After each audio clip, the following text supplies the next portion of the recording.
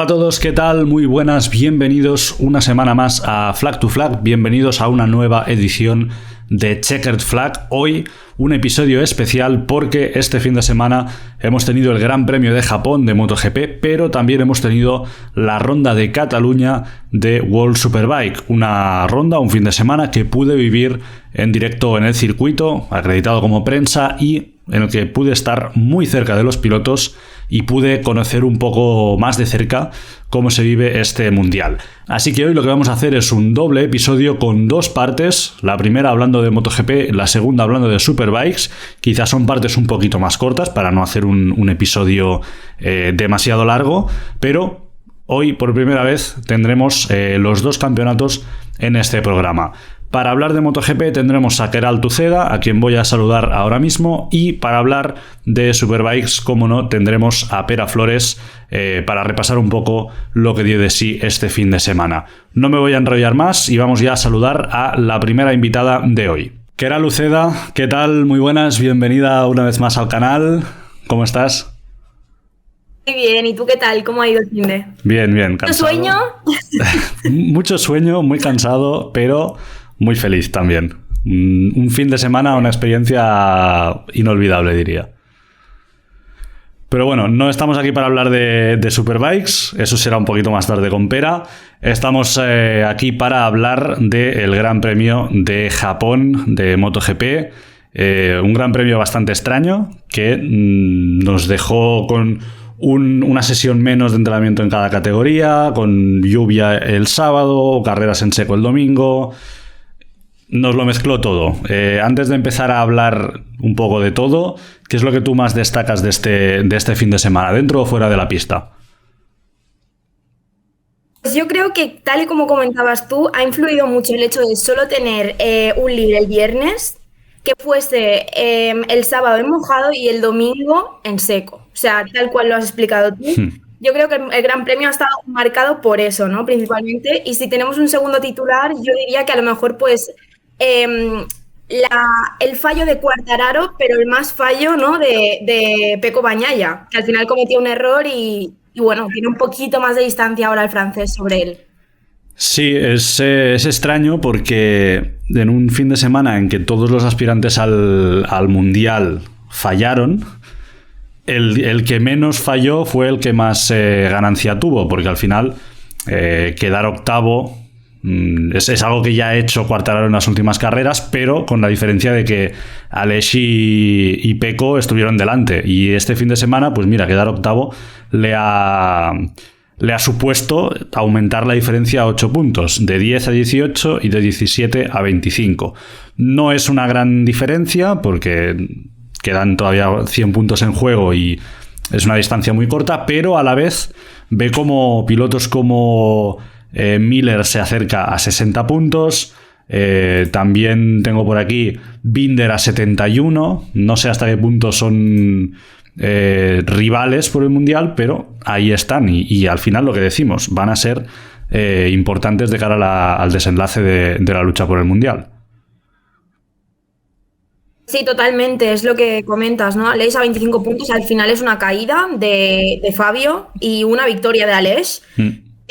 Está todo muy apretado y sí que es verdad que MotoGP, yo creo que esta temporada, a no ser que cambien mucho las cosas, yo no descarto que llegue el título vivo a Valencia. Así que para los aficionados de aquí de España es muy buena noticia. Sí, totalmente.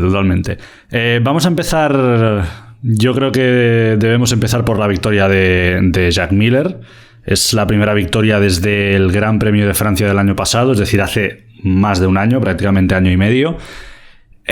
Una victoria, no sé ni cómo catalogarla, porque ganó por casi 3 segundos y medio. Una victoria muy dominante, podríamos decir.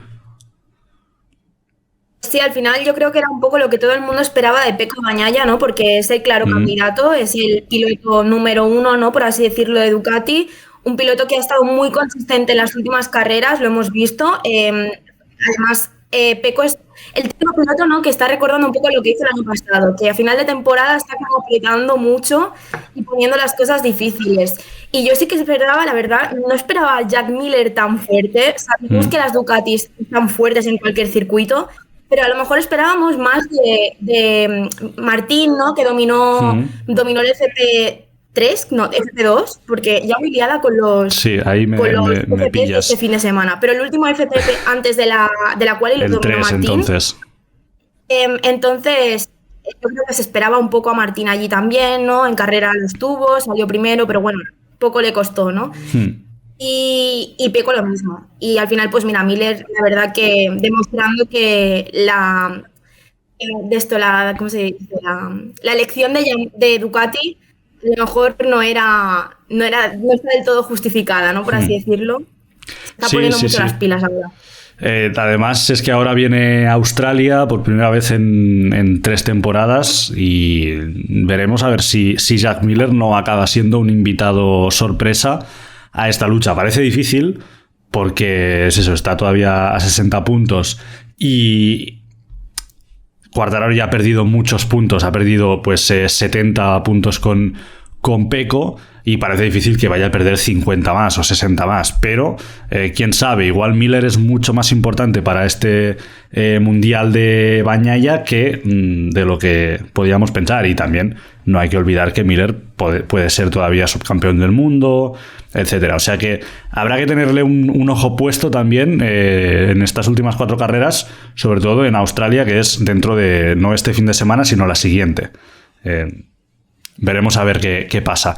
Luego segundo fue Brad Binder, consiguiendo un podio también un poquito sorprendente por parte de KTM, que para mí creo que confirma el paso adelante de la fábrica después del test de Misano. Veremos cómo se traduce esto a final de temporada y de cara a la temporada que viene. Y en tercer lugar, Jorge Martín, que ahora comentabas, dominó parte de los entrenamientos. Salió muy bien en carrera, se puso en cabeza y empezó a tirar, pero al final supongo que la elección de neumáticos tampoco fue la más correcta y acabó perdiendo posición con Miller, que estaba en otra liga, y con Binder. Y al final fue espectacular, ¿no? También como Binder estuvo estudiando a Martín durante las vueltas que estuvo detrás, lo pasó sin ningún tipo de problema. Y la verdad que he estado leyendo mucho y tal, y que de mucha gente que opina que Binder es uno de los mejores pilotos de la parrilla. La verdad que yo siempre lo he pensado, que es un piloto muy bueno, un punto agresivo, pero no demasiado. Y la verdad que supo estudiar muy bien a Martín, es una Ducati, quieras o no. Yo en el momento en que vi que una KTM avanzaba a una Ducati pensé, madre mía, esto hace 2 carreras era impensable. Y la verdad que muy bien. También estuvo allí Oliveira peleando bastante, o sea que confirma lo que tú dices, ¿no? Que KTM habrá encontrado alguna cosa que habrá hecho pues que puedan seguir evolucionando un poquito la moto, ¿no? Que parecía que estaba en un momento estancado. Sí. Y bueno, de hecho creo que parece que poco a poco. Vi el otro día, ayer, un dato de Swinchy, creo que dijo que era la primera vez este año que las 2 KTM se metían en el top 5 en carrera. O sea que también eso demuestra, pues primero, la dificultad de meterse en el top 5 y segundo, el paso adelante de KTM, que pasar de meter las 2 motos en el top 10 con dificultades a conseguir un top 5 con ambas es un paso adelante. Vamos a escuchar a Jorge Martín lo que decía después del Gran Premio y de ese podio. Sí, la verdad, hoy por fin estoy súper contento de volver aquí. La verdad que esta mañana, antes del warm-up, no sé por qué, tenía un buen presentimiento ya antes de salir. Digo, va, que hoy puede ser un buen día en la pista. Pensaba tener algo más, incluso poder pelear por ganar. Bueno, pensaba pelear por ganar, pero al final no pudo ser. Pero bueno, es una buena noticia que Martín vuelva al podio. Una vez ya se ha solucionado todo este follón, toda esta guerra Bastianini-Martín, yo creo que le va a ir bien de cara al año que viene tener esta estabilidad para ir creciendo. Además, por lo que dicen, se ha confirmado que solo habrá 4 Ducati oficiales, digamos, en parrilla, que serán las del Lenovo y las del Pramac. O sea, ahí va a estar en igualdad de condiciones con todos esos 4.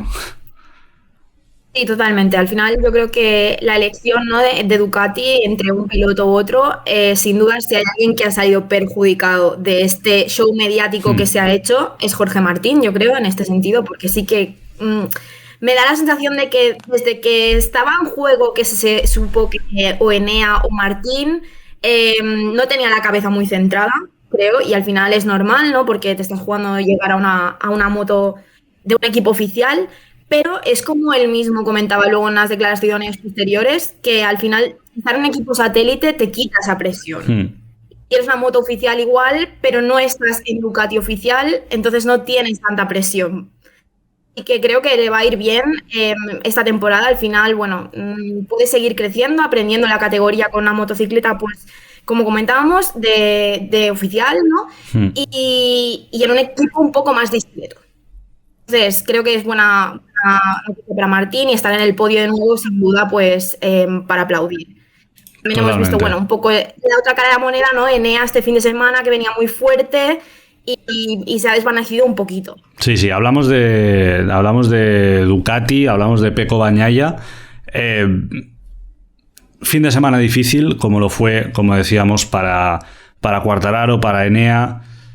No salió bien y luego durante la carrera se vio metido ahí en el trenecito de motos, algo que por desgracia cada vez vemos más y que por desgracia cada vez se parece más a la Fórmula 1. Y ahí estaba que ni para adelante ni para atrás, no podía adelantar, ahora se le metía a Bastianini, luego se la devolvía, tal, pero cuando intentó hacer el adelantamiento que yo creo habría sido clave para el Mundial, ya no tanto a nivel de puntos, sino quizá un poco más a nivel mental, no sé si es que arriesgó demasiado, que Quartararo cerró un poquito, lo justo la trayectoria para cerrarle la puerta, pero se fue al suelo. Vamos a escuchar primero cómo explica él el incidente y luego lo analizamos. Justo después de la caída te hemos visto ahí también a aplaudir. No sé si ahí a qué aplaudías. A mí mismo. A ti mismo. Sí. ¿Y qué te decías? Que era un coglione, como se dice en italiano. No, bueno, sí se ha entendido. No sé cómo se traduzca en español, pero hoy lo he hecho bien. He hecho un buen trabajo hoy. La has cagado, quieres. O sea, es más o menos esto, ¿no? Porque al final no me encontraba como esta mañana, no podía empujar y sobre todo no podía adelantar. No sé lo que ha pasado, no aceleraba fuera, no traccionaba fuera de las curvas y era muy difícil porque estaba atrás, la presión delantera ha subido muchísimo y he intentado todo, pero he hecho un error que no puedo que pase. Porque al final es verdad que hoy hemos perdido solo 8 puntos, pero como solo hoy se hacían pocos puntos, era muy importante terminar. Y nada, espero que he pedido perdón a todo mi equipo porque he hecho un error muy muy grande y ahora pensar a Tailandia, que es un circuito donde pienso que se podrá hacer bien. Lo he intentado hoy al final, pero mi ambición era pienso, demasiado. Pues eso, su ambición. Por un momento pensaba que iba a decir que su ambición había superado a su talento. Famosa frase de Casey Stoner. Pero dice bastantes cosas interesantes. Poca tracción en la salida, presión del neumático, que al final eso lo provoca el ir en trenecito. Pero bueno, carrera difícil para Pecco. Era difícil y como decía él mismo también, era importante acabarla, ¿no? Y puntuar y sumar, recortar puntos a Fabio. Y al final es, bueno, todo lo contrario, ¿no? O sea, iba en una posición bastante retrasada, por así decirlo, y no bueno, y al final se fue al suelo, no logró ningún punto, porque al final, si tienes a tu rival directo peleando por el Mundial en la posición de adelante y sumas algunos puntos, por así decirlo, la distancia no es tanto, pero cuando encima tienes una caída, es lo que tú comentabas, ¿no? Mentalmente intentabas pasarle para así marcar un poco el terreno, ¿no? Y decir, que estoy aquí. Y te vas al suelo. La verdad que mentalmente, emocionalmente, esto habrá dolido a Pecco y se le veía bastante triste, ¿no? Y decepcionado consigo mismo. De hecho, cuando hizo el gesto de aplaudir, yo pensé, desde la retransmisión de DAZN estaban diciendo, ¿estará aplaudiendo a Bastianini por la presión? Yo estaba pensando, está súper molesto consigo mismo por haberse caído. 100%. Sí. Es que ya lo dice, o sea, el aplauso era de ole tú, la has cagado, bravo. O sea, yo al menos lo interpreto así. Sí que en alguna imagen, según el tiro de la cámara, parece lo que decía, que Quartararo cierra un poquito, pero bueno, que en caso de que lo hubiese hecho, no es ilegal hacerlo. Entonces es simplemente defender su posición. Y al final es eso, pasar de 10 a 11 no es una gran diferencia, pero de 10 a 18, con los puntos que quedan en juego, quizá es un poquito más complicado. Pero bueno, veremos, porque quedan todavía 4 carreras, queda mucho. Quartararo no está en su mejor momento, y a poco que Pecco vuelva a, ya no digo a ganar, a subirse al podio, quizá todavía tenemos mundial. Estoy seguro que llegará por lo menos a la penúltima carrera, por lo menos, y veremos si no llega a Valencia. Que en las últimas carreras, de hecho, Fabio, yo creo que para ganar un campeonato no te basta hacer el octavo, hacer el séptimo, hacer un sexto. Y es lo que el patrón que venimos viendo en las últimas carreras. Y si está salvando los muebles es porque sus rivales directos están fallando, pero se están acercando rivales de atrás. Sí. Bien. Entonces sí que es verdad que bueno, ahora no es un buen momento para Quartararo, y Yamaha se estará dando cuenta de que se tiene que poner las pilas, pero ya. Sí, Que totalmente. Morbidelli también muy atrás, que ahora mismo, mira, me lo estoy mirando, de hecho, porque no sé ni dónde está Morbidelli, fíjate, Morbidelli, 14. Sí, 14º, mira, lo voy a poner por aquí. 14º, y además he de decir que esta vez no acabó demasiado lejos de su compañero, acabó a solo 9 segundos. Solo, entre comillas, bueno, teniendo en cuenta que en otras carreras habían sido 20, 25, 30. Sí, no, al final yo creo que bueno, aún así Yamaha tendrá que ponerse las pilas si quiere conservar a Fabio de cara a un futuro. Sí, mira, yo hace unas semanas que pienso, y cada vez estoy más convencido de esta pedrada, que Morbidelli el año que viene no estará en MotoGP. Y me alegra saber que no soy el único loco que lo piensa, porque también he visto a Oriol Puigdemont de Motorsport, que lo ponía por Twitter, que ya veremos si el año que viene, que todavía no las tiene todas, Oriol, de que vaya a estar en MotoGP. No lo sé, yo estoy esperando a ver cómo acaba el Mundial de Superbikes para, estoy esperando ese comunicado de cambio de cromos. No sé, es una corazonada que tengo. Pues podría ser, porque yo creo que ni Franco está feliz tal y como está, ni Yamaha estará conforme con los resultados que está teniendo, porque al final no deja de ser que sí que es verdad que hay problemas en la fábrica, la moto no acaba de funcionar bien, pero tu compañero está siempre por delante de ti, bastante destacado por delante de ti en todas las carreras. Sí. Entonces tiene que ser bastante frustrante, tanto como para el piloto como para la constructora. Totalmente. El siguiente piloto que no ganó, que perdió mucho en este fin de semana, fue Aleix Espargaró, que se le van sumando los problemas. Aquí, doble problema. Problema en Cataluña. Bueno, son cosas que demuestran la experiencia de luchar por un mundial y que a final de temporada le pueden pasar factura. Y es que Aleix Espargaró, en la vuelta de calentamiento, en el warm-up lap, se dio cuenta que la moto no tiraba ni para atrás. Al final resultó que no habían quitado el modo eco para ahorro de combustible, que se pone en la vuelta de formación. Entró a cambiar la moto, evidentemente con la carrera ya empezada. Salió con la segunda moto no tenía los neumáticos correctos. Y luego salió a no sé cuántos segundos, pudo remontar, pero se quedó 16º a unos 6 segundos de los puntos. Y bueno, pues es el primer cero que tiene este año, pero es eso, los errores se van acumulando, y 25 puntos que podrían haber sido bastante menos ahora mismo. Sí, es una carrera, al final él lo decía, ¿no? Cuando acabó la carrera y estuvo a los micros de Dazón con Izaskun, él decía, Izaskun le decía, ¿no te alivia saber que Fabio y Pecco, que son tus rivales inmediatos, también han tenido problemas esta carrera? Y él decía, todo lo contrario, o sea, ojalá yo no hubiese tenido problemas para sacarles distancia, ¿no? En la carrera de hoy. Y al final, pues yo creo que eso es un poco, ¿no? El resumen también del fin de semana y la frase del fin de semana, ¿no? Ninguno de los 3 candidatos al Mundial ha hecho un buen fin de semana. Entonces, sí que es verdad que son 25 puntos. Al final, es lo que comentábamos antes, una carrera, una caída de Fabio, una caída de Pecco y que Aleix gane. Pero al final, esa distancia, cuando quedan 4 carreras, se va... Es mucha, en realidad. Sí, porque además... Teniendo en cuenta que Aleix tampoco le ha ganado tantos cuerpo a cuerpo a Fabio y a Bagnaia menos todavía.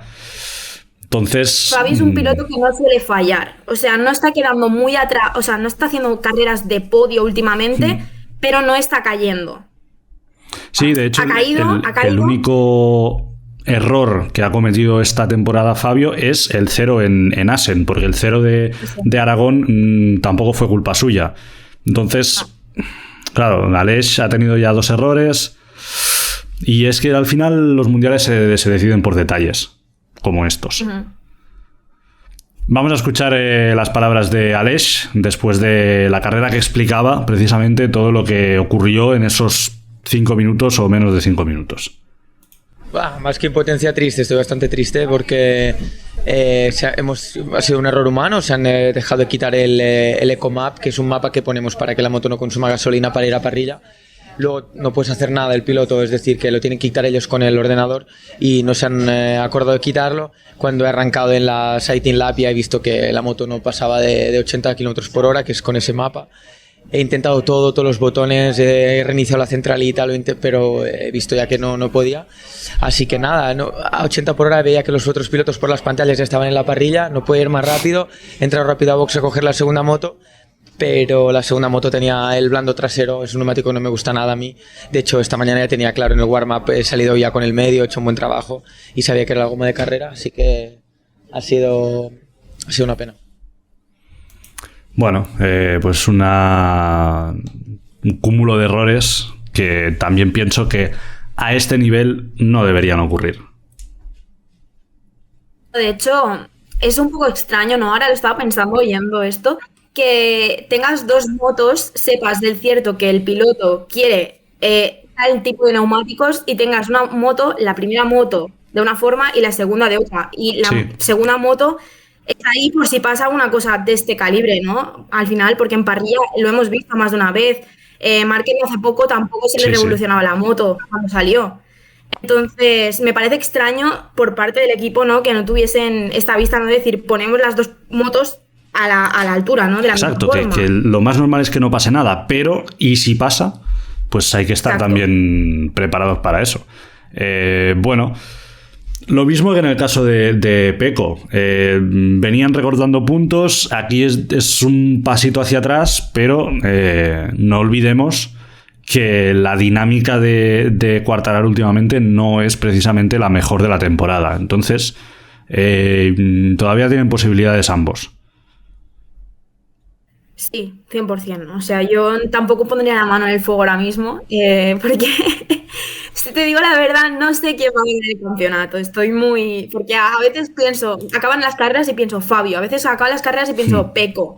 Sí que es verdad que últimamente estoy ya un poco que veo a Aleix un poquito más flojo, pero tampoco lo descarto, porque ha hecho muy buena primera parte de la temporada. Entonces, no sabría qué decirte, si me preguntases. Totalmente. Y... Creo que el gran protagonista de este fin de semana ha sido, sin duda, Marc Márquez, que le volvimos a ver más de 1000 días después conseguir una pole. Estuvo a algo más de 3 segundos del podio, en seco, luchando cuerpo a cuerpo con pilotos como Oliveira o Marini. ¿Podemos decir ya que Marc Márquez ha vuelto o todavía nos esperamos un par de carreras más o cómo lo hacemos esto?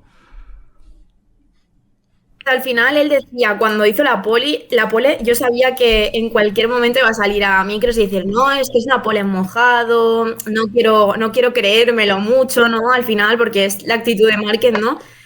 Pero vamos, que en seco hagas una cuarta plaza, la verdad que después de estar tantos meses sin correr y que al final toda esta gente, todos estos pilotos con los que compites han seguido compitiendo. Y estás por delante de los 3 pilotos que van primeros en el campeonato. O sea que la verdad que me pareció que... Bueno, yo no me esperaría un poquito a decir que Marc Márquez ha vuelto, porque creo que eso es añadirle presión de más, que ya suficiente se ha hecho durante estos meses. Pero sí que diría que Marc Márquez está en un buen momento, cosa que no podíamos decir en las anteriores ausencias de Marc. Además, añadir también que otros pilotos de Honda, Pol Espargaró, por ejemplo, dijo que este circuito enmascaraba bastante los problemas de la Honda. Entonces, quizá también por ahí van los tiros. Pero bueno, vamos a escuchar lo que decía Marc Márquez después de la carrera, que para mí es algo muy importante en relación a su estado físico. No, una cosa es brazo cansado, la otra brazo con dolor. Estaba cansado el brazo, pero no tenía un dolor como el que tenía en las otras carreras. Esto también es el punto más importante para mí de hoy. Y luego pues ha venido la carrera, ¿no? Que ha sido una carrera muy, muy buena, sobre todo porque he podido aguantar todo un ritmo constante toda la carrera. Me la he jugado con el blando, pensando que en las primeras vueltas poder atacar y luego ya irme para atrás. Cosas importantes: brazo cansado pero no dolorido y ritmo constante, que es para mí los 2 objetivos que debería tener Márquez de aquí a final de temporada: no sentir dolor y sin grandes altibajos tener un ritmo constante con esa Honda. Sí, te iba a decir exactamente lo mismo. El ritmo, ¿no? Es la clave un poco, yo creo, porque él sabía que subirse a una moto no le estaba costando. De hecho, ha estado entrenando bastante. Él decía que se sentía cómodo encima de la moto, pero no es lo mismo hacer una tanda, por decir algo, de 20 vueltas y luego volver al box y luego que no estar toda una carrera en un mismo ritmo, aguantar una posición, aguantar a tus rivales que vienen haciéndote presión por detrás. Sí que es verdad que tampoco no ha tenido una lucha cuerpo a cuerpo con ningún piloto durante toda la carrera, que creo que eso es lo que falta por ver. Pero que es capaz de terminar una carrera, lo hemos visto, aunque sí que es verdad que un circuito a lo mejor que es favorable bastante a la Honda, pero bueno, al final está ahí, habrá que ver qué tal Tailandia. Él dice que le cuesta un poquito este circuito. Malos recuerdos no le debe traer porque el último campeonato lo ganó allí, así que bueno, a ver si se puede nutrir un poco de eso y a ver qué es lo que pasa. Veremos. Tailandia es un circuito que puede ser favorable tanto para Márquez, como decías, como para Ducati, también creo que para Aprilia y no tanto para Yamaha. Por la forma del circuito, de tanta recta, tanta frenada fuerte, quizá Yamaha sufre un poquito más, pero al final,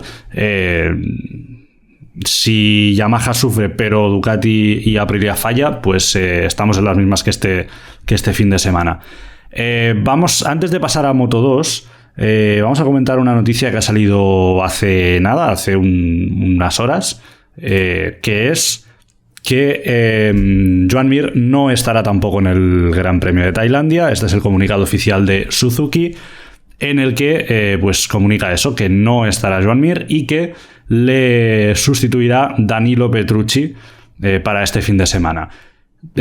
Por lo que sé, ya habían intentado que Petrucci estuviera en Japón, pero como se estaba jugando el campeonato americano, decidió no aceptarlo.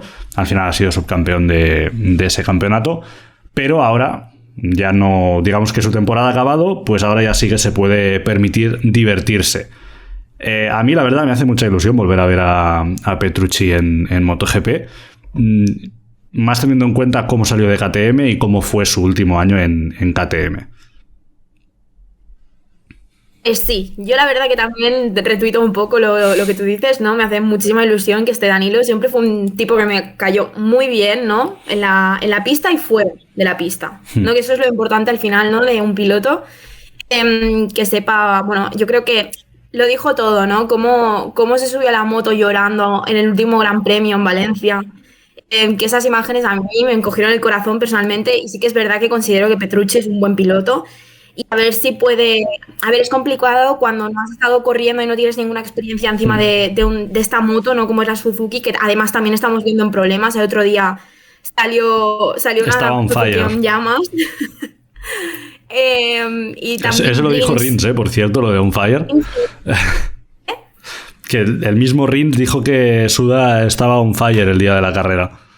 O sea, que ya se lo De toman hecho, con y humor. Rins también acabó bastante por detrás. Mira, ni acabó, es verdad, se retiró. Sí, es sí. verdad. Rins se O sea, retiró con problemas de, bueno, un pinchazo en el neumático delantero. Fue un desastre, la verdad, la carrera de Suzuki. Sí. A ver si esta puede ir mejor, y Petrucci con su experiencia, ¿no? Porque al final es un piloto muy experimentado. Puede aportar algo, ¿no? A la fábrica en estas últimas carreras que quedan, porque al final ya en nada tenemos muy pocas carreras para disfrutar de Suzuki.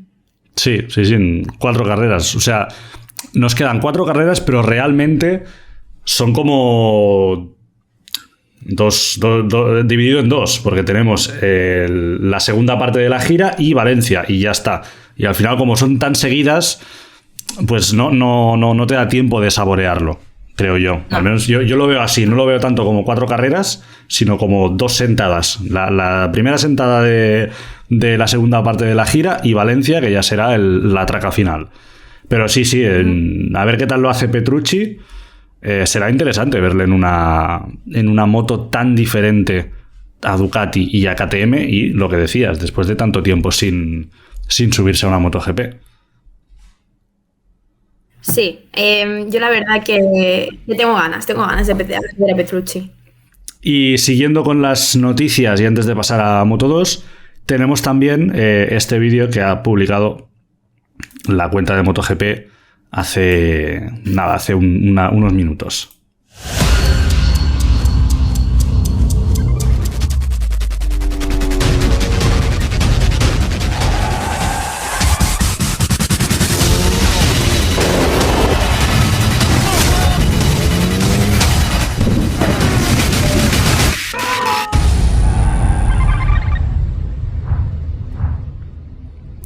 Nuevo circuito de MotoGP, nuevo Gran Premio de Kazajstán.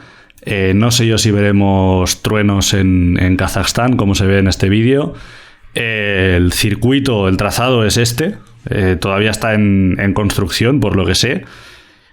Pero a mí, a priori, no me gusta. O sea, no me voy a esconder. No me gusta, pero a la vez demuestra un poco cómo está la situación económica en MotoGP y lo mucho que ha afectado la pandemia a Dorna, hasta tal punto que tienen que buscar dinero, inversión de donde sea, y en este caso pues de Arabia Saudí, de India y de Kazajstán, y más teniendo en cuenta lo voy a decir claro, la bajada de pantalones en cuanto a derechos universales y derechos humanos. Sí, yo en este aspecto estoy bastante de acuerdo contigo, bueno, 100% de acuerdo, de hecho. Echo de menos, ¿no? Para mí me hubiese gustado que hubiese corrido MotoGP, porque en Finlandia teníamos que ver un gran premio este año y no lo hemos visto, y ahora, por lo que vemos, posiblemente se caiga Finlandia del calendario de cara al año que viene para poner Kazajistán. El circuito fantasma. Así que sí, sí. Y además estoy viendo las imágenes y muy desértico alrededor. Sí. No demasiado bonito el circuito. Venimos de ver el circuito de Indonesia. Podrían ponerlo junto con el de Aragón, de desierto en desierto, y jugar un poquito con la paciencia y la vida de los periodistas que siguen el Mundial, porque tela. Sí. Yo la verdad que, bueno, como comentabas, ¿no? En cuanto a derechos de mujeres, en cuanto a derechos universales, ¿no? Por así decirlo, no creo que sea un ejemplo para el mundo. Creo que estamos siguiendo un poco el patrón de la Fórmula 1, ¿no? Parece que lo que más importa es el dinero, al final es lo que mueve todo. Así que, bueno, a ver qué tal los pilotos cuando pisen el país, y los periodistas, que es lo primero, bueno, qué es lo que piensan, ¿no? Después de la primera toma de contacto. Y, bueno, Al final es algo que decide Dorna y que nos puede parecer bien o mal, pero al final va a ser así, no hay más. A ver si está, porque viendo lo de Finlandia... Sí, esta es otra, porque es eso, viendo lo de Finlandia, igual Kazajstán también es un gran premio fantasma. Yo, mira, me atrevo a hacer una predicción de lo que van a decir, o lo que va a pasar, tanto con pilotos como con periodistas. Los pilotos no se van a enterar de nada, porque al final... por suerte o por desgracia viven en una burbuja y cada vez que van a un circuito los tratan como VIPs, que al final es un poco lo que hay en el mundo del deporte. En cambio, los periodistas yo creo que las van a pasar un poco más canutas, tanto para llegar como para moverse por ahí, y cualquier crítica que veamos al circuito o al Gran Premio será por supuesto de parte de los periodistas, y dudo que los pilotos abran la boca. Por otro lado, es normal, porque los pilotos tampoco tienen poder de decisión en este aspecto. Ellos, pues si les dicen de ir a correr a Kazajstán, van, y si les dicen de correr en el circuito de Barcelona-Cataluña, pues van. Y ya está, porque es su trabajo y punto. Como mucho se pueden quejar, pueden alzar la voz, pero poco más. No creo que cambie nada, la verdad. Y al final yo también creo que es lo que estábamos hablando, ¿no? Del tema de los derechos. Creo que MotoGP ha hecho mucha campaña de promoción, los derechos de la mujer. Aquí empiezan a haber mujeres trabajando en el paddock, y pasa en un país que realmente los derechos de la mujer están oprimidos. Y creo que sinceramente es un poco contradictorio, ¿no? de la filosofía que tienen o que las dos caras de la moneda, sí. Entonces, este punto sí que quería destacarlo, ¿no? Porque al final, pues, es algo que nos afecta directamente, ¿no? A las mujeres. Sí, totalmente. Y al final es lo que hablamos, cada vez hay más mujeres trabajando en el Mundial, moviéndose de circuito en circuito. Sí, me gustaría saber qué pasaría si hubiera una mujer que fuese mecánica principal de, no sé, de Fabio Quartararo, por decir alguien, y resulta que no puede entrar en el país, que no la dejan entrar. Me gustaría ver qué pasa en ese caso. Y lo que decía, estamos en las dos caras de la misma moneda. Pasamos del fin de semana pasado un equipo 100% femenino, que, repito, no debería ser noticia, pero es noticia, a 10 días después anunciar, en este caso el Gran Premio de Kazajstán, la situación no es exactamente como la de Arabia Saudí, pero... ha sido todo en cuestión de pocas semanas.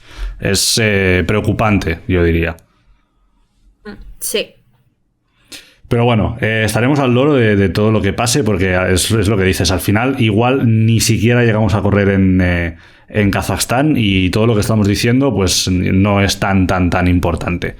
En cualquier caso, vamos a pasar a Moto2, porque también tenemos el Mundial al rojo vivo, más todavía que el de MotoGP. Tenemos exactamente 2 puntos entre Ai Ogura y Augusto Fernández. Ai Ogura, que consiguió la primera victoria en Japón para un japonés desde 2006 Hiroshi Aoyama en 2,5. Y que el argumento que había siempre en contra de Ogura es que es un piloto que no gana carreras, cada vez le queda menos crédito a este argumento.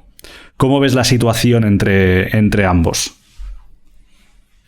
Bueno, pues veo que al final tampoco es tanta la diferencia, porque Augusto tiene 4 victorias y Ogura tiene 3. O sea que la gente que dice que Ogura no gana carreras, bueno, entre comillas, a lo mejor no es un piloto que tanto sea tan explosivo, ¿no? Que a lo mejor como hemos visto a Augusto en las últimas carreras, que ha encadenado muchos podios seguidos y muchas victorias seguidas, pero está ahí. Al final es un circuito de casa. Yo creo que era un poco lo que se esperaba, ¿no? de Ogura, que al menos si no ganaba estuviese en el podio. Y al final vienen circuitos asiáticos, seguramente él conoce mucho mejor que no los europeos. Así que, bueno, 2 puntos, es que es insignificante eso, o sea, es muy poco. Sí. O sea que está todo muy abierto en esta categoría. Esta sí que llegará viva a Valencia, como el año pasado. Precisamente iba a decir esto, porque es que llevamos esta segunda parte del Mundial, desde que volvieron de vacaciones, que en cada carrera es ahora Ogura por delante, ahora Augusto, pero no con una gran diferencia. Siempre, aquí lo estamos viendo en la clasificación, 25 para Ogura, 20 para Augusto, 16 para Augusto, 13 para Ogura, 16 para Augusto, 11 para Ogura, 25 para Ogura, 11 para Augusto. No son grandes diferencias y están los dos muy igualados. Yo creo que de las tres categorías, esta es la que seguro, me juego las dos manos, va a llegar a Valencia, y yo creo que se decidirá por muy pocos puntos. Yo diría que como máximo se va a decidir por 5 puntos. Al final yo creo que es ahora ya, no matemáticamente, pero sí que es verdad que creo que es algo ya entre dos pilotos, porque Canet ya está a 57 puntos. Podría haber recortado esta distancia este fin de semana, pero se fue al suelo cuando lideraba destacado, otra vez. No es la primera vez que le pasa. Sí, y entonces, bueno, yo creo que tal como comentas tú, será entre dos pilotos en Valencia. Sí. Hablando de Canet, ayer también salió esta entrevista de Las, en la que explicaba el significado de la pajarita y digamos que la rompía literal y figuradamente, para ver si también de esta forma rompía con la dinámica que tiene ahora. Y es que al final esta pajarita significaba pues toda la gente que no ha confiado en él. Era un poco como la forma de reivindicarse. También hablaba de otro tema, del tema de los tatuajes, que decía que ha perdido muchas oportunidades en el Mundial por el simple hecho de llevar tatuajes, que no lo pongo en duda y a la vez me parece... bueno, no me parece bien, vamos a dejarlo ahí. No sé si es que Aaron Canet está claro que tiene algún impedimento a nivel mental, que necesita algo que le haga romper y liberarse, y probablemente sea esta primera victoria. Pero creo que estaremos de acuerdo en que le falta algo para poder luchar por el Mundial de Moto2. Sí, le falta algo, y además es un piloto que también ha luchado varios años para el Mundial de Moto3. Yo me acuerdo que estaba, cuando llegó al Mundial en Estrella Galicia, era un piloto súper explosivo, además bastante agresivo, que tiró a Jorge Martín, me acuerdo, hubo ahí un poco de polémica, estaba siempre ahí en la lucha para el Mundial.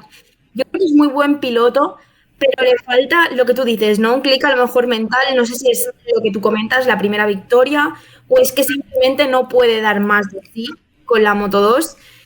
Yo lo veo siempre allí por la lucha, lo pongo siempre por uno de los candidatos del podio, pero al final, por una cosa u otra, nunca acaba de... Y también ha arrastrado bastantes lesiones a lo largo de su carrera. Es todo un poco... igual que cuando tuvo el accidente de coche, que sangraba la nariz y estuvo sangrando encima de la moto. Al final es un poco como el caso de Jaume Masia, ¿no? Moto3, un piloto que siempre está ahí, pero que nunca acaba de hacer el clic, luchar para el campeonato. Y bueno, no sé, ojalá en las próximas temporadas le llegue, ¿no?, ese momento, pero sí que es verdad que, bueno, la entrevista que sacó ayer As, la verdad que es bastante reivindicativa, ¿no? Así que no sé a quién se decidiría, pero la verdad que era un claro... Bueno, yo creo que era sí, algo general, no creo que fuera un dardo a alguien específico, pero sí a la... digamos al statu quo de los sponsors y los equipos del Mundial en general. Y antes de pasar a Moto3, también noticia de hace relativamente pocas horas, Aspar confirma que Jake Dixon estará un año más con ellos en Moto2, ahora que por fin parece que va pillando el ritmo, que va evitando caídas. Yo creo que de cara a la temporada que viene, un equipo con Dixon y Zhang Guevara, esperemos, no sé si lo han confirmado o no, pero es un secreto a voces, pues yo creo que es un muy buen equipo para plantear la lucha por el Mundial. Ahora sí, Moto3, tenemos la segunda victoria consecutiva de Izan Guevara, con Denis Foggia segundo, Sasaki tercero y Sergio García cuarto. Yo aquí he de decir que hace pues un par de grandes premios veía a Sergio García con más posibilidades al Mundial por el simple hecho de tener más experiencia y también, para mí, ser un piloto más inteligente encima de la moto que Izan Guevara, que es un piloto mucho más explosivo y más de talento. Pero, visto lo visto, empiezo a pensar, todavía no estoy del todo seguro, que me estaba equivocando. Sí, porque al final llegábamos a una gira asiática, ¿no? Que hay muy pocos pilotos de la parrilla de Moto3 que hayan estado en todos los circuitos, sí. Porque por la pandemia es una parrilla totalmente hecha de rookies de hace 2 temporadas que no han competido allí. Los únicos pilotos que han corrido allí, pues lo que vimos, ¿no? Foggia, Masia, Sasaki, que han estado allí luchando, el grupo cabecero, y el único que no era experto en este circuito, ¿no? Que había estado en este circuito, era Izan, y al final es quien les ganó la partida. Así que yo creo que Izan está en un buen momento desde que ha vuelto de la segunda parte de la temporada del parón de vacaciones. Sí que lo habíamos visto que se había deshinchado un poco en Austria, lo vimos en Misano un poco también deshinchado, pero al final ha salido, vamos. Yo creo que eso mentalmente le da el plus que ya tenía sobre Sergio, porque estoy en un circuito que tú te conoces y he ganado. Estás cuarto. Además, la forma en que lo hace, lo tiene muy claro: salir, tirar, romper el grupo y a partir de ahí gestionar. Pero claro, no es lo mismo gestionar con un grupo de 10 pilotos, que puedes quedar tercero como puedes quedar octavo, que gestionar con un grupo de 3 que como mucho quedarás tercero. Y eso es algo que digo muy seguido, y es que influye mucho la suerte, pero hasta cierto punto, porque estamos de acuerdo que Masia tiene muy mala suerte, pero también hay que saber evitar este tipo de situaciones. Y en este sentido, Izan Guevara sabe evitar estas situaciones y sabe que si está entre los 3 primeros ya tiene muchas papeletas para evitar posibles caídas. Y a partir de ahí, aguantar ahí y en final de carrera, pues eso, a veces quedará primero, a veces segundo, a veces tercero, pero sabe que más o menos siempre estará en la parte de delantera. Y a otros pilotos eso les cuesta más. Y ya no es tanto el saber, yo creo que también es un poco el conjunto moto-piloto, ¿no? Que la moto funciona bien. Sí. Entonces, le da la posibilidad a Izan de escaparse y ponerse primero, ir tirando, y al final también fue muy inteligente, ¿no? Porque hubo un rato que quiso dejar dominar a Sasaki como en plan, vale, lleva tú las riendas y en cuanto tenga la oportunidad voy a pasarte y te voy a comer. Sí. O sea, esa fue la mentalidad de Izan. Y yo creo que es un poco la diferencia, ¿no? Entre un piloto pues ganador y un piloto que al final pues está luchando por un campeonato, pero cuando no le salen las cosas se deshincha. Sí, totalmente. Veremos a ver cuál es el desenlace de este mundial, pero ahora mismo parece que si tuviésemos que apostar por un mundial que no llegará a Valencia, yo creo que estamos de acuerdo que será este, porque ahora mismo son 45 puntos a falta de 100, que quizá al salir de Australia ya puede cantar el alirón Izan Guevara. De hecho, quedan aún un par de circuitos que no conoce Izan, o sea que, puede pasar de todo. Sí, pero bueno, sí que es verdad que la distancia es un poco mayor y ya a estas alturas puede ser que se decida ya antes. Pues sí, lo dejaremos aquí, Keral. Este fin de semana, nuevo Gran Premio de MotoGP en Tailandia. Circuito a priori mejor para Aprilia y para Ducati, pero en cualquier caso estaremos pendientes. Tocará madrugar un fin de semana más. Esta vez no tendré que ver los entrenamientos y las carreras desde el Media Center de Montmeló, que fue lo que pasó este fin de semana. Y podremos estar más pendientes de MotoGP. Muchas gracias por pasarte por aquí y vamos hablando para la siguiente. Gracias, Jordi. Y sin ningún tiempo para descansar, hemos hablado de MotoGP en la primera mitad del programa. Segunda mitad del programa también tenemos que hablar de la ronda en Cataluña y, como siempre, tenemos que hacerlo con el comentarista de DAZN, la persona que se encarga de narrar lo que ocurre en pista, con Pera Flores. Muy buenas, ¿cómo estás?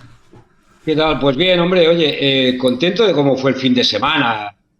vimos carreras bonitas, bueno, algunos dirán, bueno, algo aburridas, tienen su qué. El tiempo respetó, este diluvio que parecía que tenía que caer no cayó, los espectadores acudieron al circuito, aunque quizá que notó a faltar un poquito la falta de aficionados, teniendo un campeonato con la cantidad de carreras que tiene, teniendo españoles ahí delante, a mí me faltó un poco más de gente, pero bueno, bien en definitiva. Sí, mira, te quería preguntar por el tiempo, porque bueno, yo estuve en el circuito todos los días y por la mañana hacía un frío.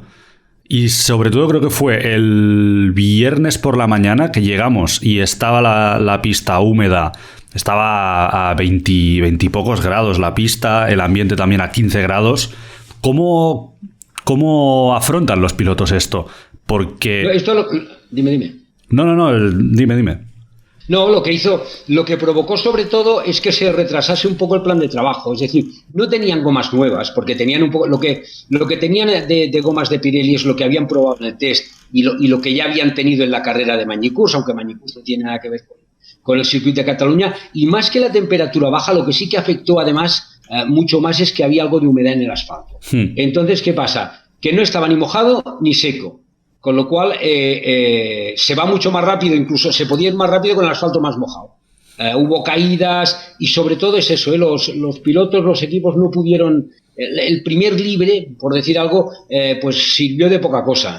Poca cosa tirando a nada, porque en cuanto a trabajo productivo, porque no pudieron hacer nada. Es decir, era absurdo probar algo de mojado con intensidad, porque la pista no estaba del todo mojada y no sabía si iba a llover o no, y era un riesgo salir con slicks, que algunos pilotos salieron, porque no sabías cómo iba a ir el fin de semana y sobre todo te arriesgabas a una caída gratis, que las caídas gratis son aquellas que no estás buscando nada ni estás haciendo absolutamente nada.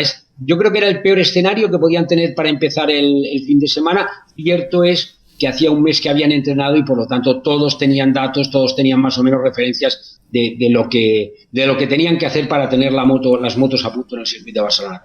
Sí, además es que es eso, te encuentras ya en Superbikes donde normalmente no hay tantos entrenamientos porque hay las 3 carreras durante el fin de semana y te encuentras esto en el FP1 y también en el FP3, que creo que solo salieron 9 pilotos y al final es que estás perdiendo una sesión de entrenamiento y yo creo que eso se notó durante el fin de semana porque la carrera que vimos el sábado yo creo que fue muy condicionada por la falta de entrenamientos y la falta de saber cómo iba a reaccionar la goma trasera a las condiciones de esta pista, que todos sabemos que es una pista muy abrasiva, pero con estas condiciones tan cambiantes que todo indicaba que el sábado a las 2 de la tarde habría lluvia, al final no hubo lluvia, nadie salió por la mañana al FP3 y quizá por eso se explica un poco los resultados de la carrera 1, ¿no?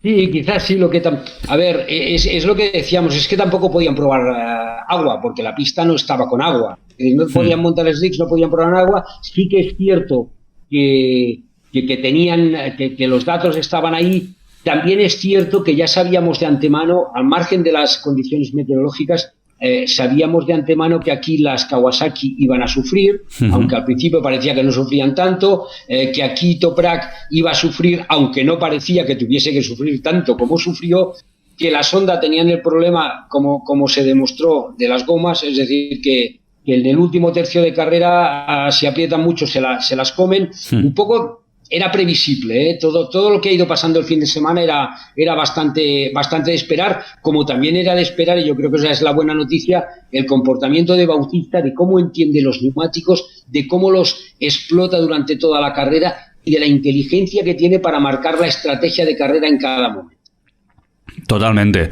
Yo, mira, lo que más destaco de este fin de semana es el hecho de tener la información tan cerca, de poder conocer la información tan de primera mano. Porque, bueno, al final de cada día, de viernes, sábado, domingo, los pilotos hacían esta especie de rueda de prensa.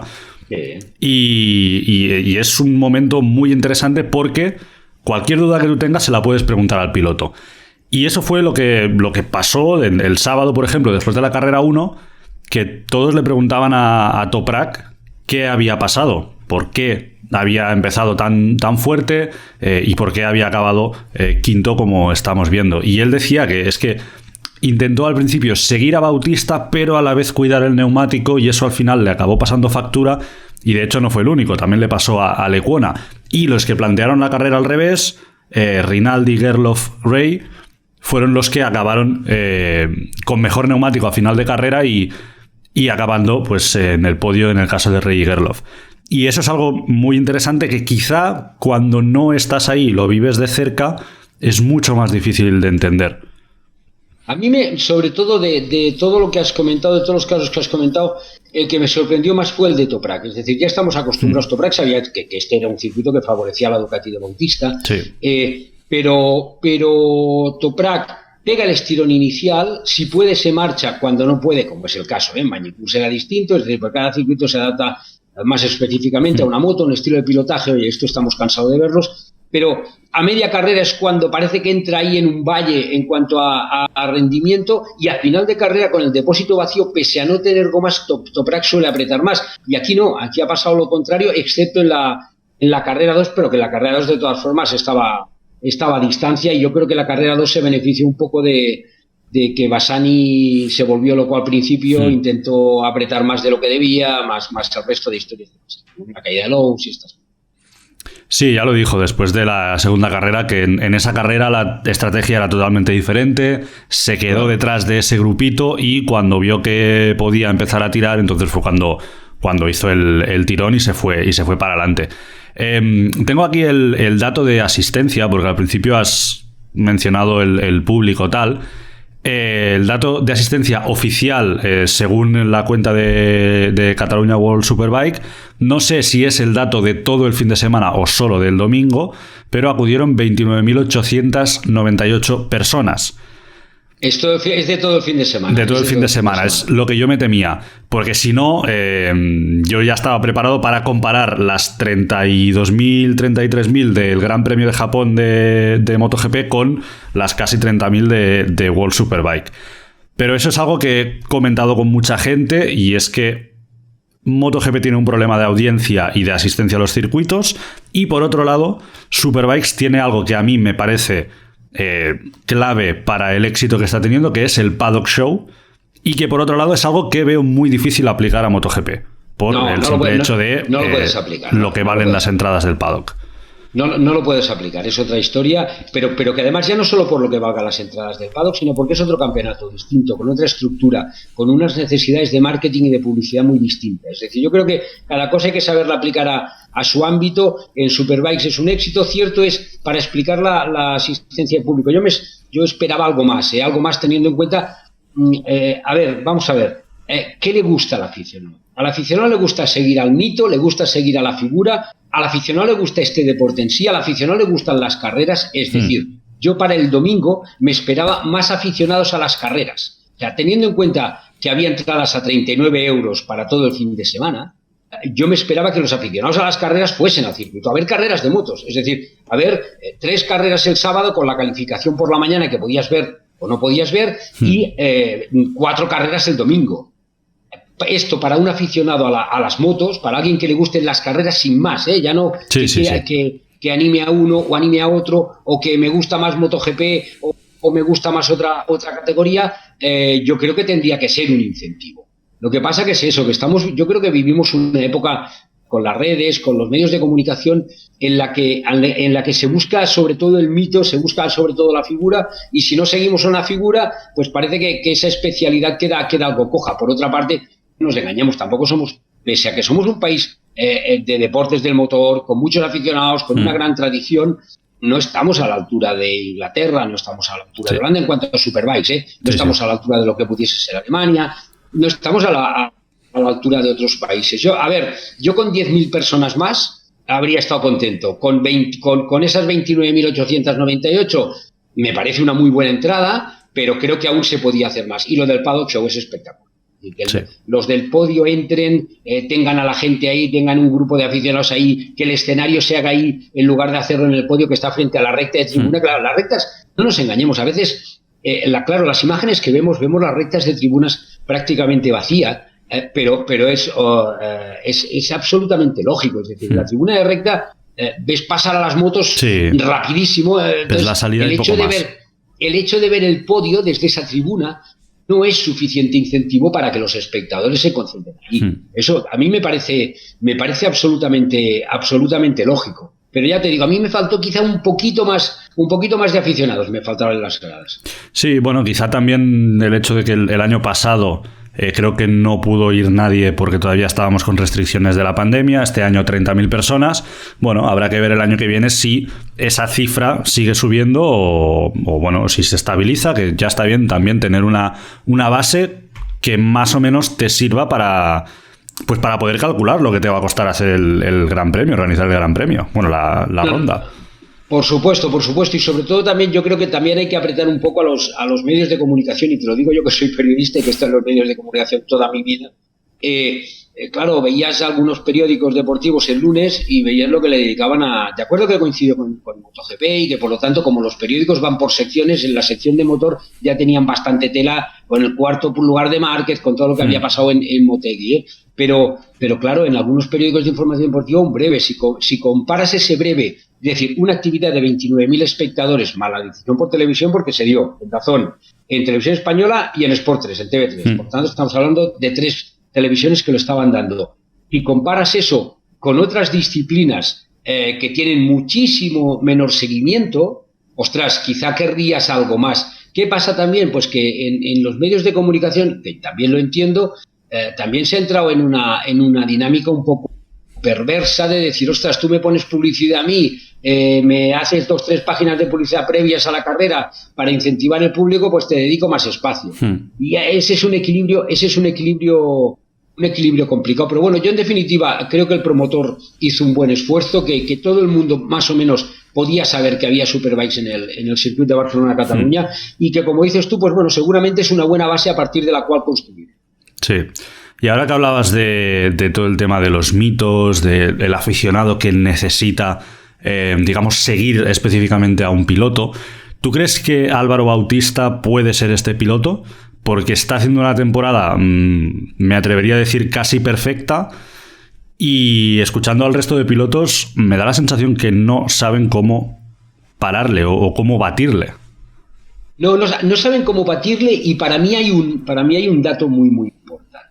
Es decir, cuando tú como piloto hablas de lo mucho que corre la moto de su rival, es porque no puedes batir. Para mí eso es crucial. Es decir, cuando tu discurso como piloto es que la moto de este corre mucho, bueno, pues hay circuitos en los que no le sirve de nada que la moto corra mucho. Es decir, Moss, Donington, Magny-Cours, en teoría, Bautista no eran sus escenarios ideales, y no salió mal. Es decir, salvo la caída de Donington y el toque con Rey en Magny-Cours, oye, el balance de Bautista era bueno.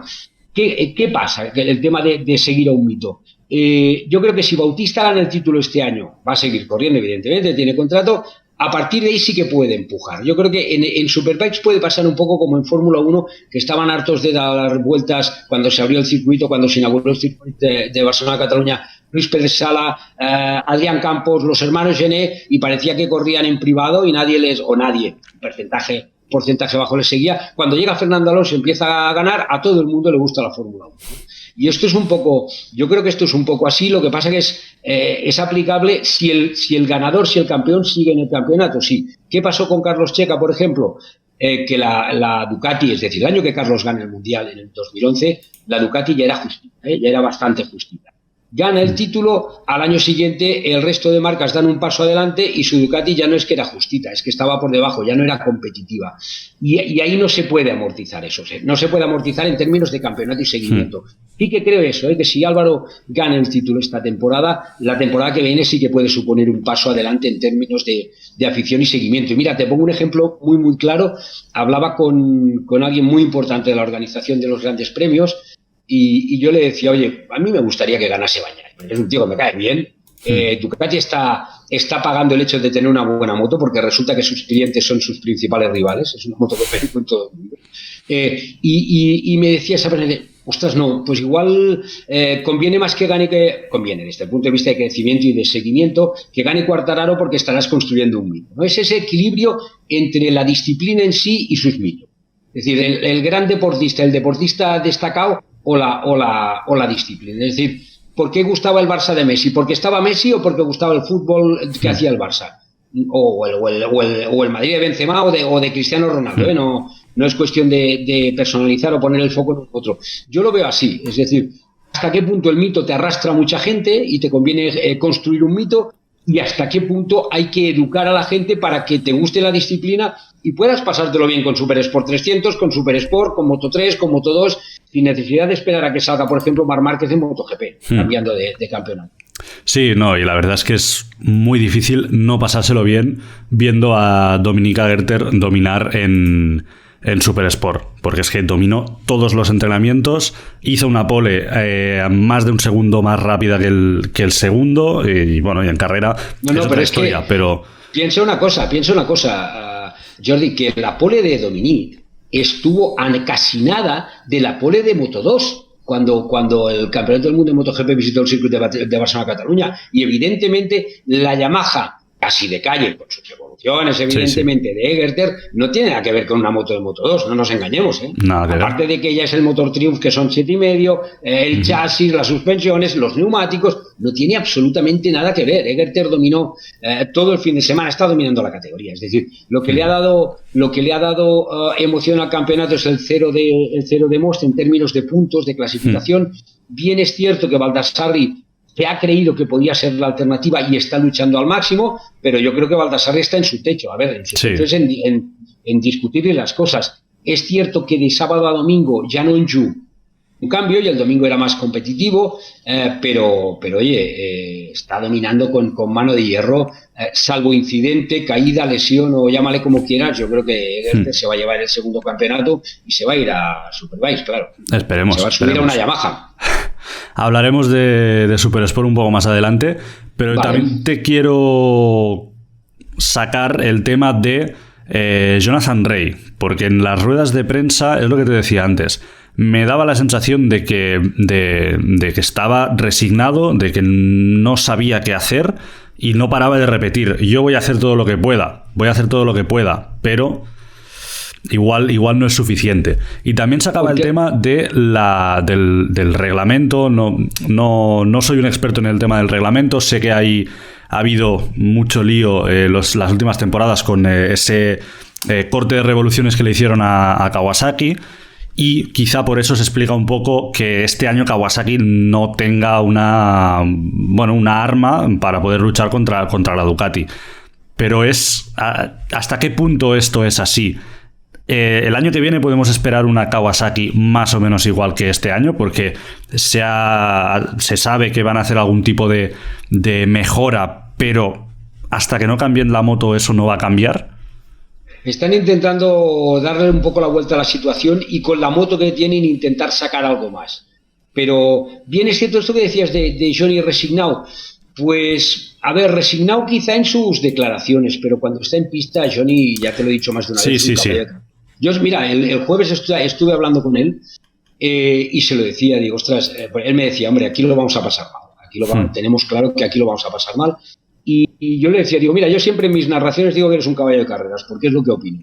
Porque tengas la moto, que tengas, tú sales ahí a darlo todo hasta que puedes. Es decir, y con el planteamiento estratégico que puedes y teniendo claro lo que puedes hacer. Por eso te digo, una cosa son las declaraciones, otra cosa es la actitud en la pista, que es la de un luchador, un auténtico gladiador, para entendernos, que lo hace como con el material que tiene. Bien es cierto que en el KRT y el mismo ya hace un par de temporadas que son conscientes de la situación, que se quejan de este corte de revoluciones, pero que sé que están, lo que está claro es que están trabajando para intentar darle la vuelta a la situación.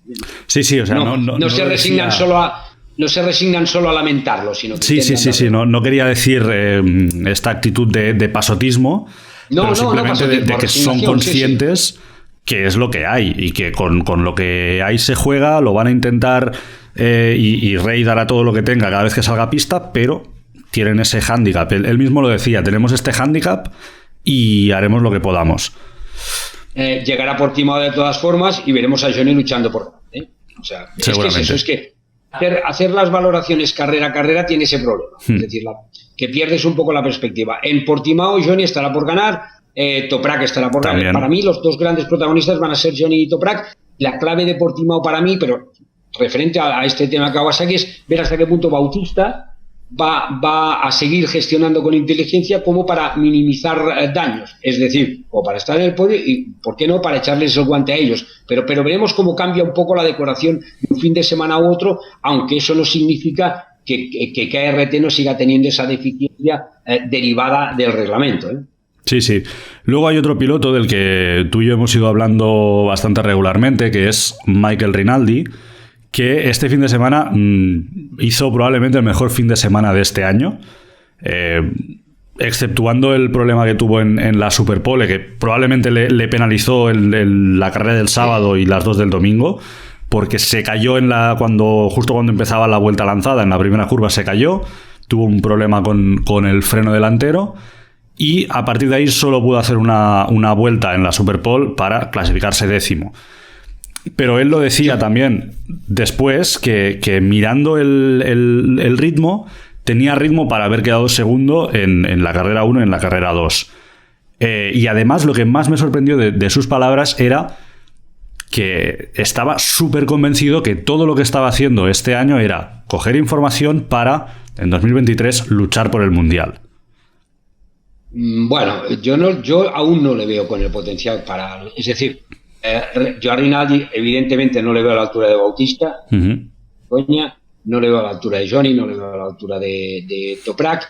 Sí que es cierto que ha hecho un buen fin de semana. Yo creo que Rinaldi sobre todo lo que ha hecho ha sido liberarse, es decir, la renovación, la confirmación de la renovación ha sido lo que le ha hecho ese cambio de clic, pilotar mucho más relajado, plantear las cosas distintas. Aquí no tuvo excesiva suerte. Fíjate que en las declaraciones previas a la carrera él ya decía que si tenía que ayudar a Bautista estaría encantado de las órdenes de equipo y que las cumpliría. Yo creo que ha hecho un cambio de clic, que el potencial lo tiene, que es un piloto que puede estar ahí, que es un piloto ganador. Es decir, evidentemente yo a Rinaldi lo veo por encima de Lowe's y lo veo por encima de Locatelli, por supuesto, y lo veo para estar pues en carreras eso, con Johnny, con Toprak, pero la distancia con Bautista para mí me parece bastante notoria. No obstante es eso, desde que firmó el contrato, después de todo el paripé de Magny-Cours, yo creo que mentalmente ha hecho un cambio de actitud. Es decir, seguramente no voluntario, seguramente es el subconsciente, pero está de otra forma. Totalmente. Y hablando de los otros compañeros, de Lowe's y de Locatelli, creo que el rendimiento de ambos también fue mejor que en las últimas rondas. Lowe's sobre todo, aunque al final tuvo el abandono en la carrera 2, pero bueno, hizo una muy buena Super Pole Race, clasificó muy bien, y no sé si estamos viendo quizá un poquito más de Lowe's. Locatelli también tuvo buenos... Tenía mucho ritmo, sí. Locatelli estuvo rápido, Locatelli tenía velocidad en todo el fin de semana, Estoy de acuerdo contigo con los dos, pero no están haciendo ni más ni menos que lo que se espera de ellos, es decir, es que tienen que estar ahí. Tienen que estar ahí. Es decir, es que las referencias son sus compañeros de equipo. Entonces, cuando ves lo que hace tu compañero de equipo con la misma moto, tu objetivo tiene que ser estar ahí. Entonces, aquí en Cataluña yo les vi mejor a los dos, como bien en definitiva, y si metemos también a Rinaldi en la ecuación, los 3 segundos pilotos, los 3 segundos espadas, estuvieron más a la altura y estuvieron teniendo protagonismo y estuvieron metiéndose por ahí en medio también en algunos momentos, lo cual es importante. Sí, totalmente. Y luego otro piloto que me sorprendió a mí y supongo que sorprendió a todos fue Garrett Gerloff, que consiguió el podio en la primera carrera, quizá un poco por el bajón de rendimiento que tuvieron pilotos como Toprak o como Lecuona, pero es lo que decimos siempre, hay que estar ahí también para conseguir el resultado. Y también quizá, en el mismo caso que Rinaldi, el hecho de tener ya su futuro claro para el año que viene, pues le hizo quitarse un poco presión y conseguir ese resultado.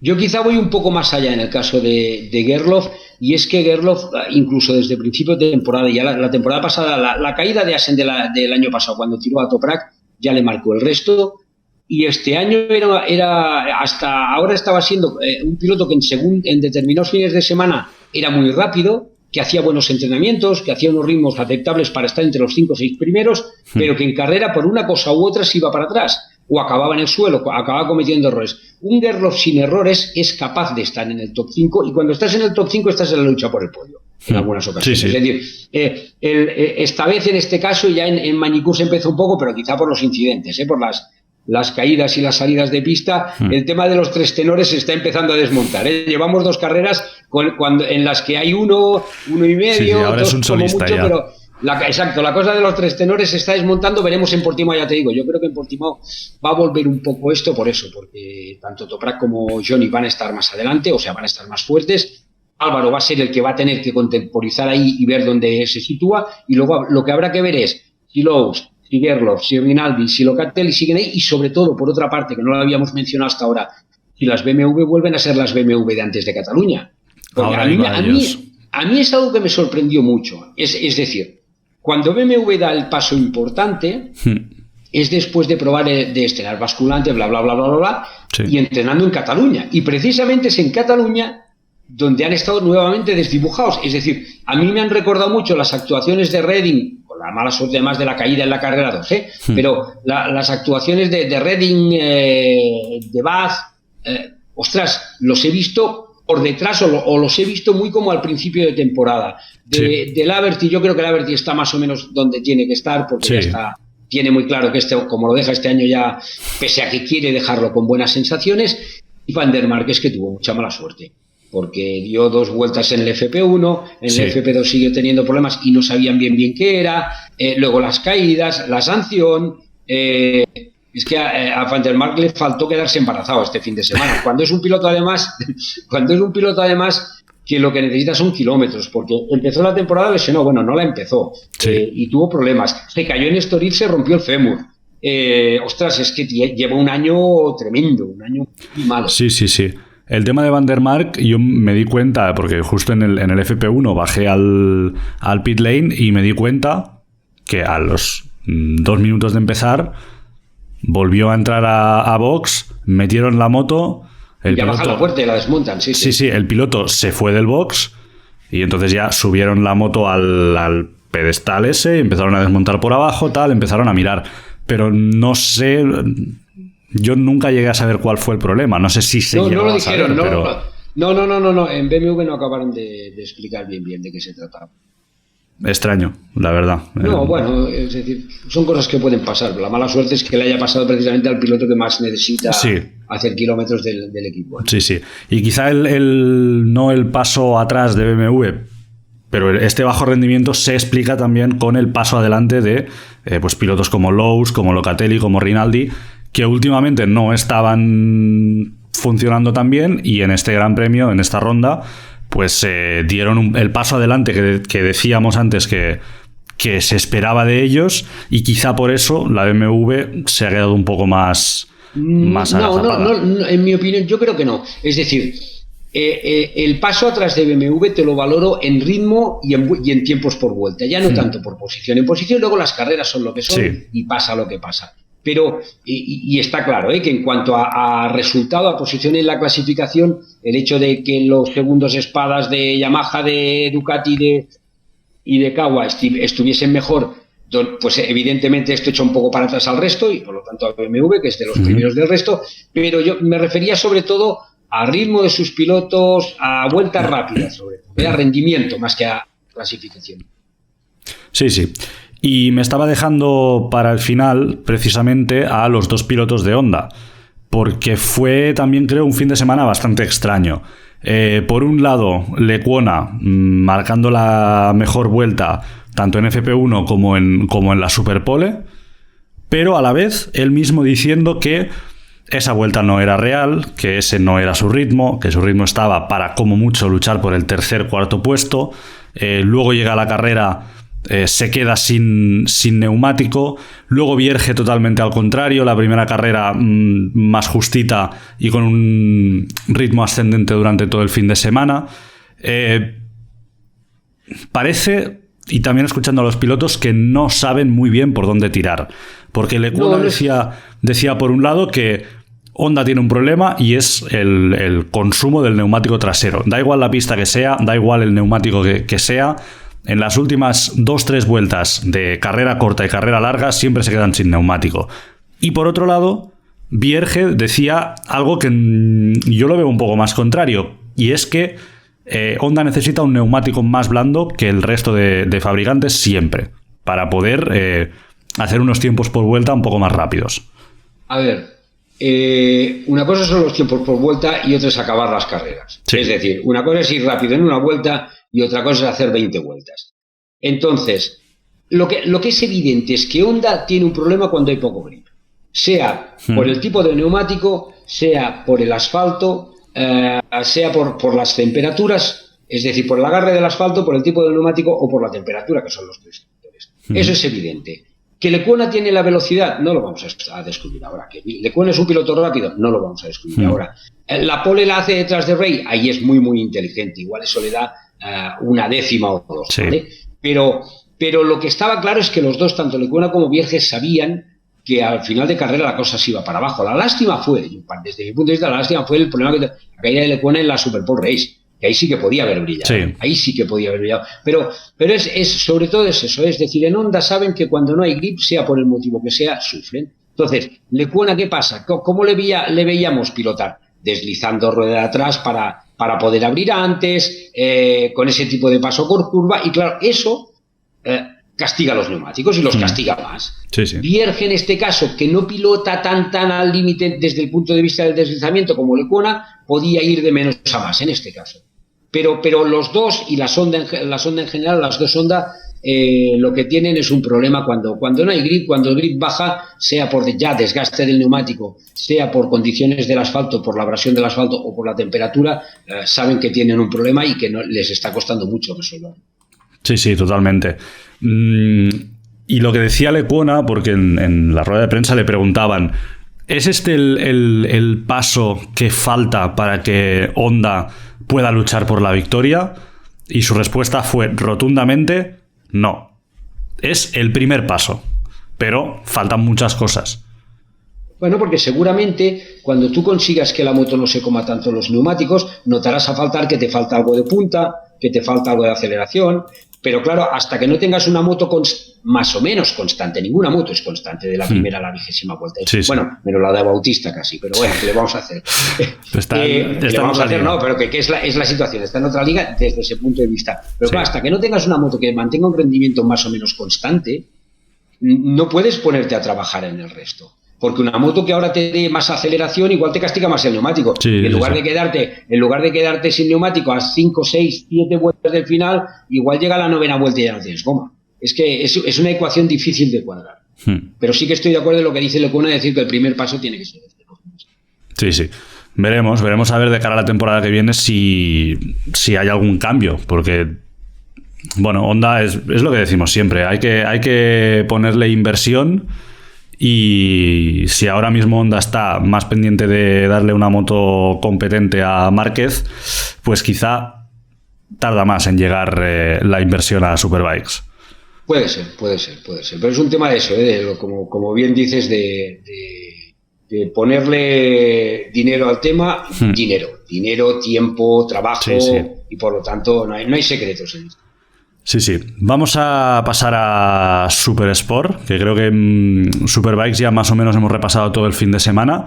Y lo que decíamos antes, Dominika Gerter, doblete, Baldassarri segundo y cuarto, la cosa se queda ya, digamos, visto para sentencia, siempre y cuando a Gerter se mantenga a un ritmo más o menos alto como el que está teniendo durante toda la temporada, exceptuando esos ceros que tuvo. ¿Hay alguna esperanza para Baldassarri? Yo creo que no, francamente. Es decir, Gerter está en una situación en la que él decide cuándo y cómo. Es decir, la mayoría de las carreras espera un poquito, intenta no meterse en líos, luego tira, va haciendo su ritmo, pam, se va y se fue. Es decir, Baldassarri evidentemente lo está haciendo muy bien, está claro que lo está haciendo muy bien, pero claro, Baldassarri, aparte de que yo creo que el nivel de Gerter no lo tiene nadie a día de hoy en categoría Super Sport, sí. y ese momento de dulzura que ya viene el año pasado, evidentemente, Baldassarri tiene que lidiar también con el día que Onjo está bien, con días como en la carrera 2 que Mansi lleva la Triumph hasta adelante, el día que Van Stralen no se cae y está ahí guerreando, es decir, cuando las Ducati van más o menos finas, Bulega tuvo un fin de semana complicado y raro, Caricasulo también está ahí, Pero claro, eso le resta más a Baldassarri que a Egerter, porque Egerter es el que tiene el ritmo y el que se va. Es decir, Egerter, yo creo que el objetivo de Egerter en cada carrera es 4 o 5 primeras vueltas que no me toquen, no tocar, incluso recuerda, con el error que tuvo, como remonta, pam, y se va. Y solo podía haber tenido el problema en la carrera del sábado con la bandera roja, que por cierto, yo creo que este año es el año que más banderas rojas está viendo en Supersport en toda la historia del campeonato. Ahí quizá, yo creo que quizá todo esto es lo que hace que cambie un poco el planteamiento de Egerter el domingo y tira más desde el principio. Se escapa más desde el principio, Dominique. ¿Por qué? Porque tal como van de dinámica, no quiere decir que haya una bandera roja cada carrera, pero tal como van de dinámica, ostras, alguna vez le ha pasado esta temporada un par de veces de decir, en la carrera que estás esperando a un poco a llevar a cabo tu táctica habitual, hay una bandera roja y te quedas sin 4 o 5 puntos. Vale, de todas formas, yo creo que es el claro dominador. E insisto, que a Baldassarri le restan más las 2 Ducatis, más la Kawa de Onju, más la Triumph de Manzi, y del fin de semana me gustaría destacar también la actuación de Huertas. Adrián Huertas está allí. Es de los pilotos de Huertas, cuidado, de Huertas por un lado y de Bagatín Soufoglu por el otro. Yo creo que Huertas está por encima de Soufoglu, pero son los únicos 2 pilotos que han subido en Supersport 300 que realmente están siendo competitivos en Supersport. Totalmente. Y también, ahora que dices esto, mencionar el fin de semana de Óscar Gutiérrez también en Superbikes, que el sábado estuve hablando con él y me decía que le gustaría despedirse de esta aventura puntuando, y por desgracia no fue así, aunque el sábado se quedó muy cerca de puntuar, creo que fueron 3 o 4 segundos. Y bueno, una lástima. A ver si hay suerte y consigue alargar un poquito más este paso por Superbikes, o de cara al año que viene si puede llegar al Mundial, sea en Superbikes o en Supersport, lo que sea. Pero creo que estos 2 fines de semana la valoración es bastante positiva para él. Yo creo que los ha aprovechado en 2 sentidos. Por una parte, en acumular una experiencia muy valiosa, muy importante, y por otra parte en tener visibilidad. En que los equipos digan, ostras, pues el Gutiérrez no va mal. Entiéndeme, es una forma de decirlo muy chabacana si tú quieres, pero es decir que los equipos centren su atención. Y ha estado más o menos donde tenía que estar. Sí. Donde tenía que estar. Es decir, ojalá que hubiese sumado, yo ya sabes, os he hablado fuera de programa más de una vez, por el cariño que le tengo a Óscar. Claro que me hubiese gustado, pero yo creo que ha hecho su trabajo y lo ha hecho bien. Sí, totalmente. Y vamos a acabar hablando un poquito de Supersport 300, y es que también tuvimos unas carreras un poquito extrañas, y al final pues se saldaron con la victoria de Okaya en la primera y Steeman en la segunda. Y eso hace que el Mundial ya, digamos, que se quede sí o sí entre Álvaro Díaz o Víctor Steeman, porque Marc García está ya... No, eres demasiado optimista. A ver, vamos a ver. Ahora te voy a corregir. Ahora voy a hacer de señor mayor que te corrige. Si hay 50 puntos entre el primero y el segundo y solo quedan 50 puntos por jugarse, no hay Mundial. No hay Mundial. Si Steeman gana las 2 carreras de Portimao, Díaz no tendría que coger ningún punto en ninguna de las 2. ¿Es posible? Pues igual hay un 0,0001 de posibilidades que esto suceda. Es decir, el título lo tiene Álvaro Díaz. Sí que es cierto, y en esto ya has toda la razón. Víctor Steeman está haciendo una segunda mitad de temporada muy potente, muy potente.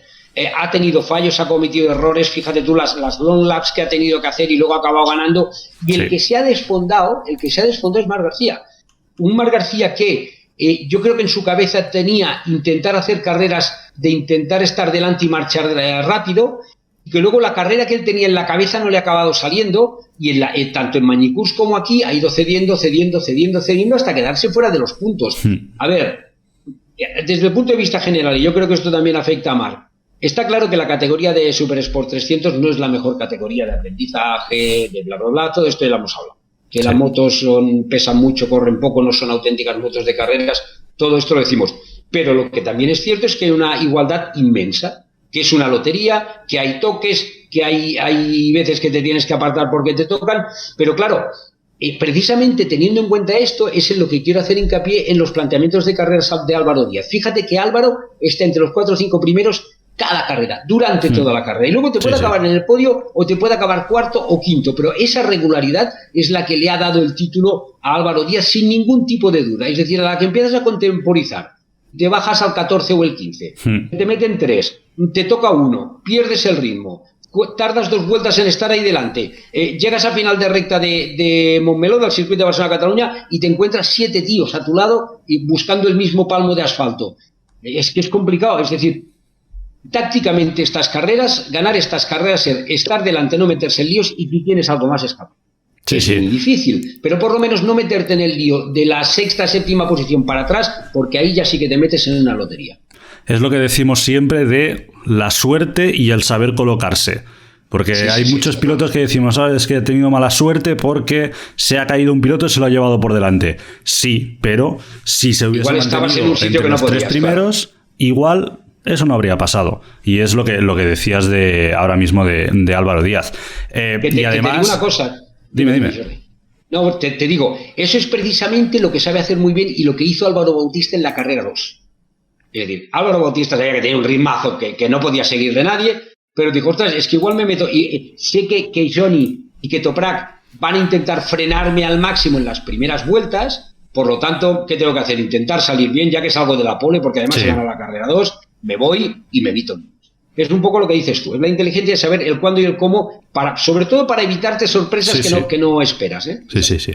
Y nada, lo que iba a decir antes es que Álvaro Díaz no es ya campeón del mundo por 46 milésimas, que fue lo que le separaron de Genai en 3ª posición. Sí, él mismo cuando acabó la carrera pensaba que incluso con el 4º lugar, pero es que este man lleva ganadas más carreras que él. Es lo que decíamos de sus planteamientos de carreras. Man lleva ganadas más carreras que él, pero también ha tenido peores resultados que él en las otras. Él se ha mantenido mucho más constante y esto es lo que le ha dado el título. Ya te digo, a ver, toquemos toda la madera y todo lo que queramos. Con 50 puntos en juego y 50 de ventaja, ver, tendría que pasar algo muy raro. Claro, y muy trágico, de todas formas. Totalmente. Pues Pera, lo dejaremos por aquí. Dentro de 10 días ya volvemos a tener Superbikes en Portimao. Quedarían 3 más aparte de esta. Así que pues estaremos al loro y volveremos a hablar dentro de un par de semanas. Pues aquí estaremos, hasta entonces. Muchas gracias. Venga, un abrazo. Pues ya los habéis oído, a Geralt hablando de MotoGP y a Pera hablando de Superbikes. Episodio especial en el que hemos querido hablar de los 2 mundiales, el mundial de MotoGP, el mundial de Superbikes, que pues este fin de semana coincidían los 2 mundiales, no en horario porque en Cataluña estábamos en el horario nuestro europeo y en Japón pues estaban en otro horario.